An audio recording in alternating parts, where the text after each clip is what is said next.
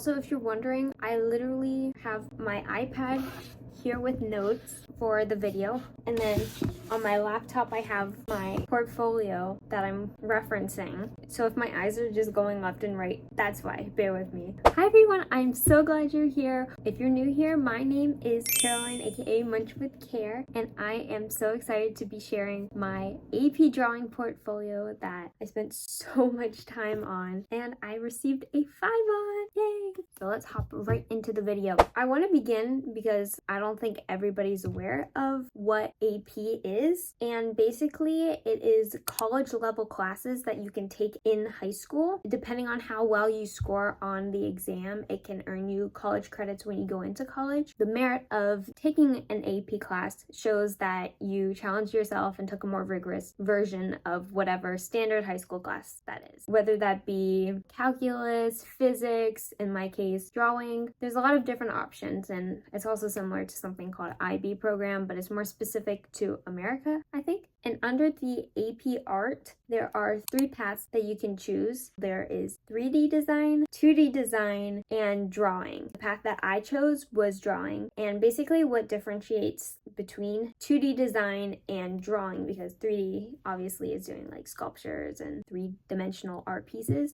2D is more of a broader category that encompasses like collage, photography, and it looks more at the composition and principle of your artwork, like patterns, the meaning, etc. Versus drawing is more specific into your skill of your mark making, your values, that sort of terminology. And because I would call myself very classically trained with my art, I feel a lot more comfortable with that technique side of art, so I went with drawing. But you can still, within drawing, you can include photography or collage. It's just you're being graded in a more specific way than you would if you were taking 2D, or more specific for your skill in the drawing. So for all of the AP art, but specifically for my AP drawing, it's the same across the board though. Your portfolio is your exam. So it's not like how the other AP classes work, is where you have to take basically a test to pass or fail or get your score 1 through 5, 1 being yikes, 5 being the best top score. The portfolio is structured into 2,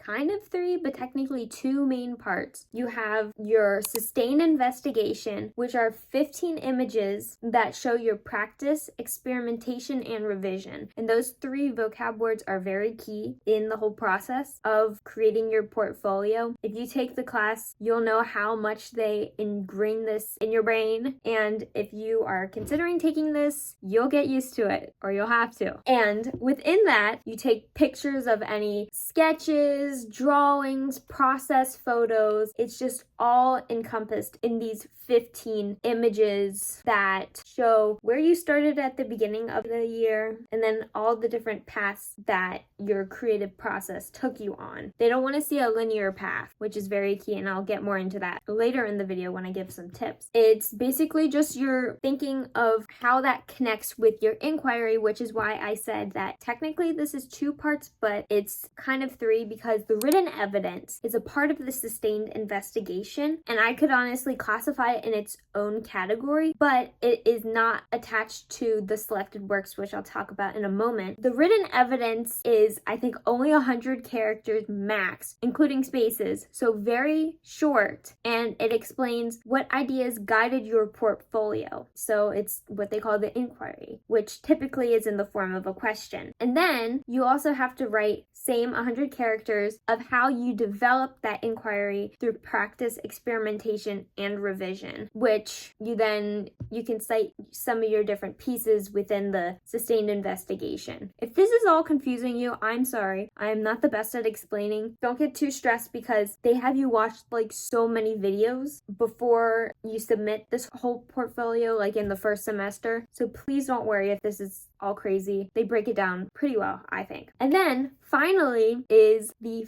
5 selected works that my teacher called your flex pieces, because these are like the pieces that you're the most proud of, and they can come from your year's work, or it could also be from the past 2 years of any artwork that you are just so proud of and that showcase off your skills the best. There's no written evidence in this, only the descriptions that go with each of your pieces, which makes it a lot easier. And also, there are 2 judges that are grading your portfolio. One is doing the sustained investigation part, and the other is doing the selected works part. The sustained investigation judge does not see the selected works and vice versa, so it's totally blind judged in that way. So your selected works do not have to do anything with your inquiry, which is why they allow you to use artwork from the past 2 years. There's no really specifications with telling a story in that way. Okay, now that I'm done explaining and kind of giving a ballpark idea of what this AP exam is, I'm going to share my portfolio now. Also, I'm using my laptop, so if I'm looking over here, I'm reading my content. So I'm going to start with the inquiry that guided my sustained investigation, which was, how can I express the different emotional connections with various aspects of my life living as a fatherless child while also discovering and developing myself? Then I further go to say, I explored the emotional layers of care, love, void of only one parent, and building independence. My art reflects the ways I've navigated my identity with one parent while growing into myself. I use contrast elements, negative versus positive space, black and white versus color, and empty versus detail, highlighting the duality of loss and emptiness and growth / connection. As you can see, I had to abbreviate some of the things, which is totally fine. Grammar is not something that they grade. As long as anyone can understand your acronyms, you can shorten the words to help with the short word count. So I'm going to first show you my selected works and then kind of dive into more of the detail parts of the sustained investigation, because there are some details that I do want to mention that are worthwhile noting. If I'm gonna be honest, art's my hobby, it's not my whole livelihood, so I didn't name this piece like some people I know do. So this is my first piece. I was inspired by grocery shopping, because if you know some of my content, I love to cook, and I cook for my mom every single day. Cooking for her also involves grocery shopping, and I remember being in Whole Foods and seeing a display of heirloom tomatoes, and they're just so colorful, and I got this idea. I was like, Mom, can you take a reference photo of me in this moment? This was in summer. I didn't even start the class yet, and I already had a vision of a piece because the colors were just so beautiful. So she took a picture of me, and it was kind of perfect because I was wearing a very muted outfit, like white hat, white mask, gray sweatshirt, white shorts. I love the contrast between the vibrant tomatoes and my muted outfit. I wanted to play with that. I knew I wanted to play with that. So this piece is a hybrid, it's a hybrid of watercolor, graphite, charcoal, and digital editing. The tomatoes are 100% watercolor. My figure is all graphite, and then I also did charcoal for more rough details of my hoodie. Then I digitally edited with Procreate the grocery receipts and then merged that in the background of my drawing. With this piece, I wanted to express the dichotomy of the beauty of nature and the beautiful food that you can buy at the grocery store with kind of the background mundane of life, and how I find the vibrancy and joy of those ingredients and cooking, and it brings color to me even when parts of my life feel colorless. I don't know if that makes sense. And then I didn't put any detail in my cap, not necessarily on purpose, and I'll talk more about this. You can kind of like fake it till you make it with some things. I was thinking it could be a deeper meaning of like your brain kind of with overwhelm and whatnot, being a student,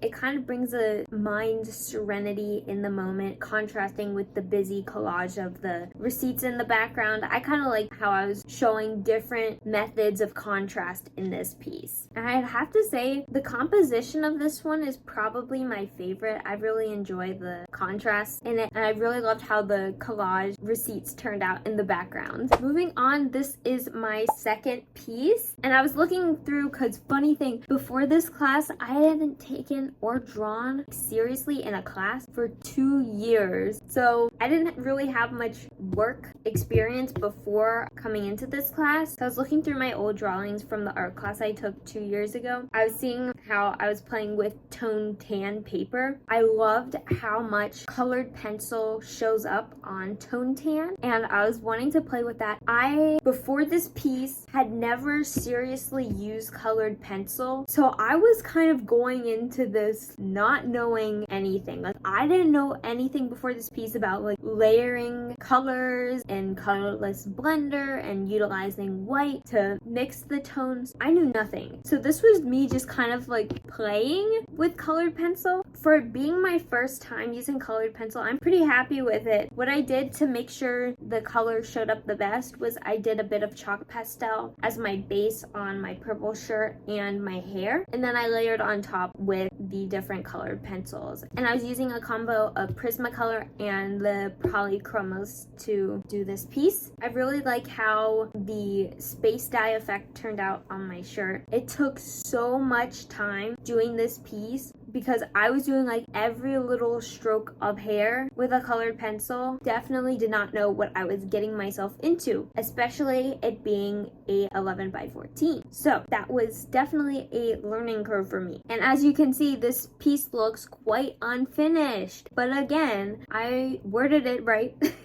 So to make it seem like it's done, would me as a perfectionist call it done? No. But did I have no time? Correct. I had no time to finish this. So what I did as a compromise was the connecting point between my mom at the table and then me bringing over the dish. I made it kind of like a focal point by using gold leaf. This was really fun because I've always admired gold leaf and how different artists utilize it. So I knew that I wanted to use it in this portfolio some way. I knew if I filled in the pot all with gold leaf, it would make no sense. So I did like the ridges of the lid and then the outlining and then the top knob in gold leaf to give the essence of it. And I think that idea worked out pretty well. I detailed out all of the chairs on the table. I kind of wish I did the table, but it puts more emphasis on the chairs and my mom by not detailing it out. And we connect through food and I share my love through food. That's kind of the meaning of this piece. This is definitely one that, based on how it looks and how much I finished of it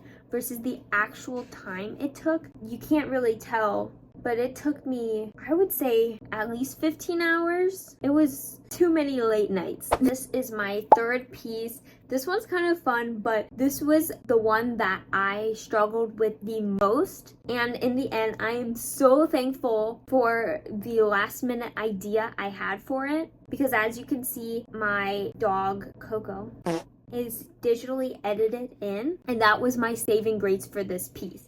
Because I will show you when I go back into my sustained investigation, I had the worst art block with this piece because I thought like, oh, I'm gonna try going outside the box a little bit and try doing chalk pastels with my dog and color pencil. Wrong idea. It looked so bad and I had the worst art block for a couple months. I could not even look at this piece. Then I think, oh my goodness, like 5 days before this was due, I had an idea to digitally edit in Coco, but only the front half. Her butt is still colored pencil because I still love the idea. And I needed this piece in my selected works because I just didn't have enough that I was proud of. And what doing it digitally also shows is, again, the theme of contrast. In the moment of de-stressing and calm, which is my yoga practice with my mom, it contrasts with the heavily digital age that we live in, how like everything we do is on a screen now. And obviously you can see her fluffiness way better than if I ever attempted to draw that by hand. Then my mom and myself are done in graphite, and then the background is actually gold watercolor. I thought I was gonna do coffee because you know how you see on like Pinterest,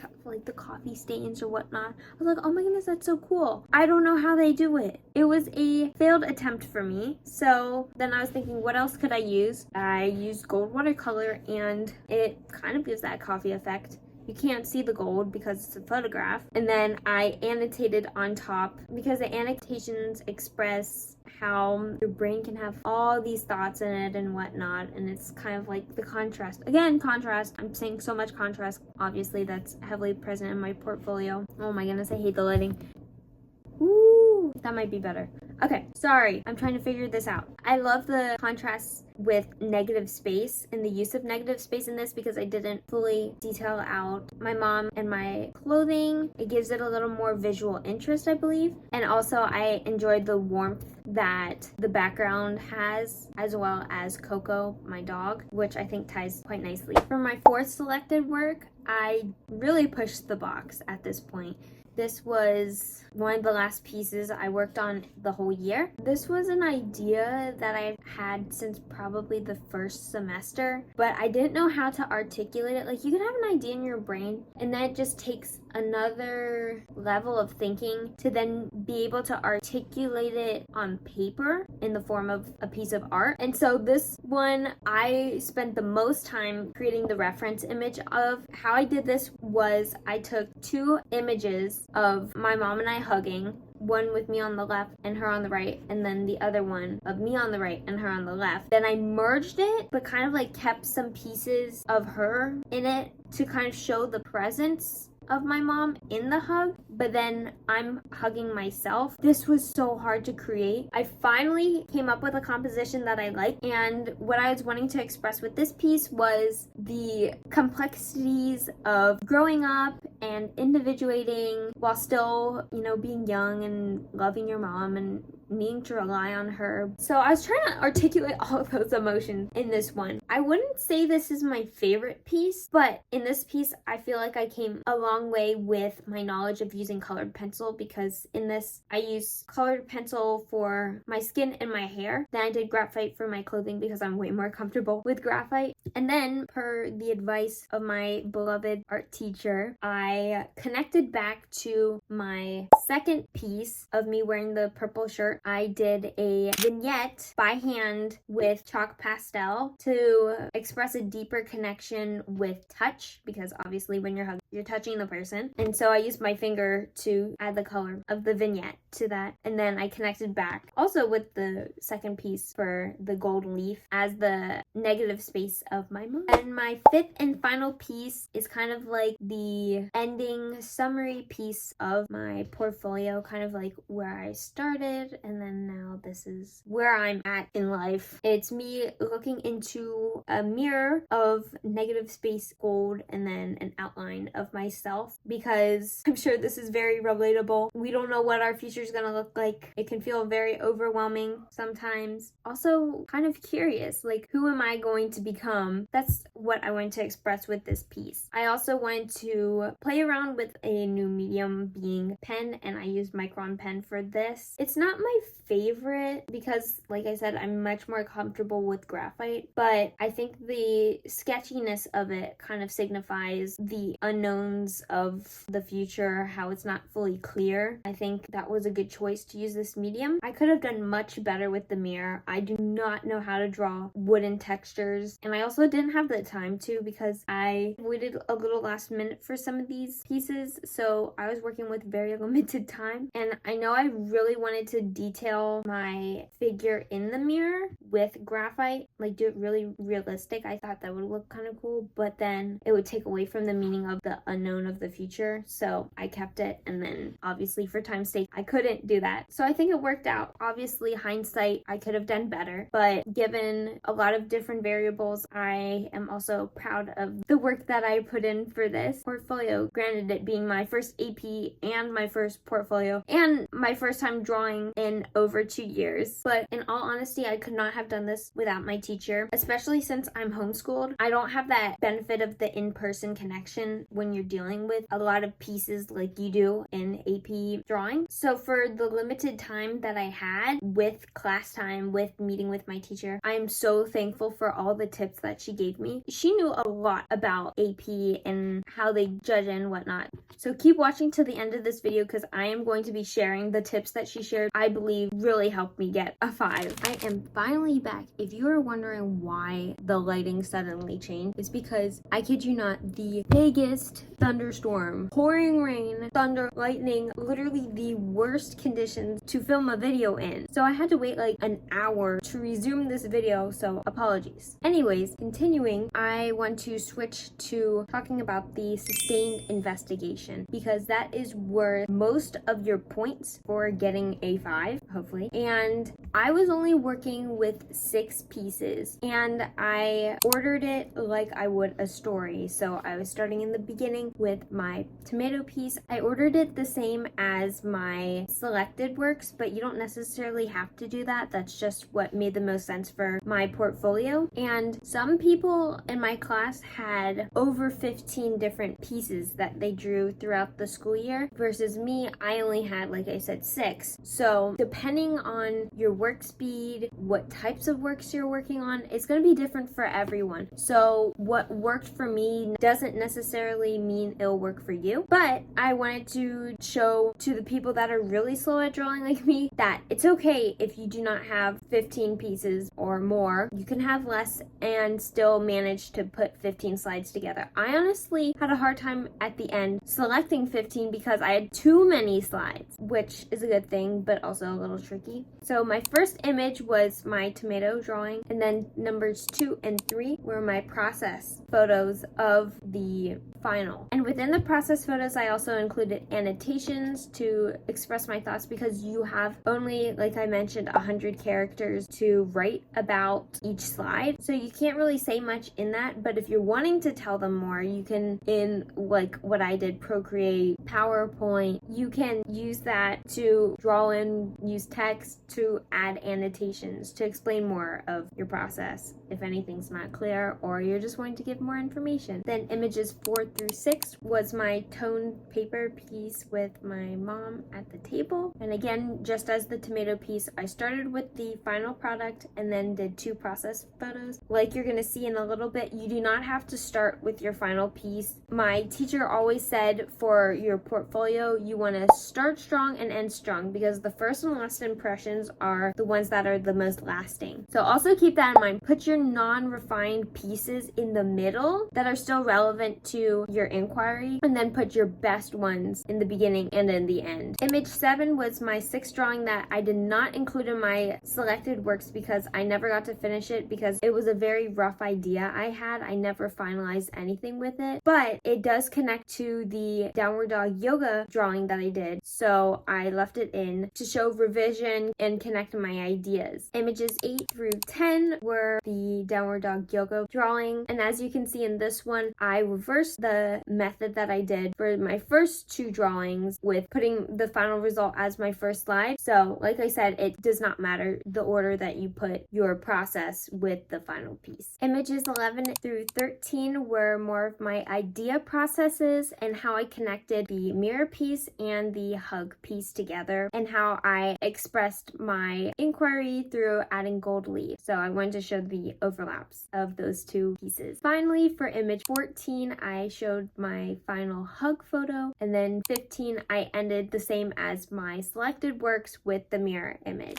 Now, in this final part of the video, I am going to be sharing some tips that I personally learned and also that my teacher told me that I found extremely helpful. So please listen to this next part if you are considering taking this or are taking this course. Tip number 1, it's true that you do not need to know what your inquiry is until the last minute. I know so many people worry about this fact because it almost feels like it's pressured so much by College Board when you watch the mandatory videos for taking this class, but genuinely do not feel stressed that you do not know. I honestly find that better because you're not holding your drawings, your art to any expectations because you're just free flowing from your brain. It's good to have somewhat of an idea of the direction you're going in, but you do not need to know word for word what you're going to end up with at the end of the year because once you have all your pieces created, you will be much more solidified with the direction of the inquiry you're going after, and also you'll have all your pieces complete, so you'll be able to lay them out and see, this is where I started at the beginning of the year, this is where I ended up. It makes the process so much less stressful. Please don't worry about that. It's good to have maybe a few bullet points, keep in a journal or sketchbook. I think that's really helpful, but definitely you do not need to finalize anything until, to be safe, a couple weeks before. I wouldn't worry too much about it. Number 2, I already mentioned this, but you do not need 15 individual pieces for the sustained investigation. Like I showed you with my sustained investigation, it's all a matter of how you break up your process images and any other details that you have for it, which is what matters more. They really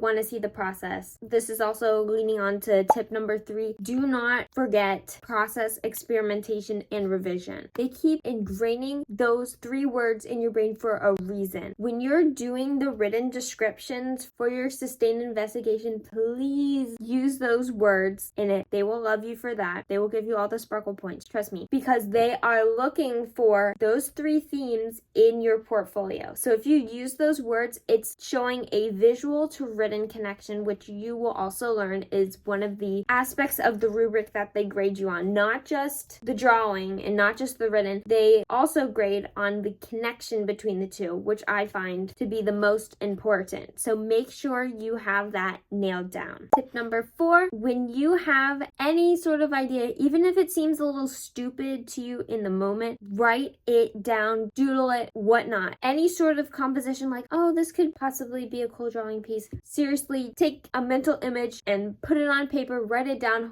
however your brain works. If you work best by doing a little thumbnail of the idea or writing a couple sentences about it or taking a reference image. However you do it, get it down. Like I did with the tomato one before even starting the class. I did that reference image and then I already had it for the course, which made it super easy rather than trying to force myself to come up with stuff. That was extremely helpful this year. Tip number 5, make sure you are exploring outside of your comfort zone. So like for me, I was saying how my comfort zone was graphite. I love working with pencil, but make sure you're exploring other mediums, other techniques. Like I also explored with more contemporary modern style of artwork, even though I still kept with a lot of realism. It's good to dabble a little bit in stuff like that. I wouldn't go too far that then you're losing the quality of your art. But like I said in the hug piece, I kept the realism that I'm very comfortable with while incorporating a more modern abstract composition. I really recommend doing something like that, where you have a hybrid of pushing the box a little bit, but not too much, so that then you can still let your skills shine. Tip number 6 is take breaks from your pieces.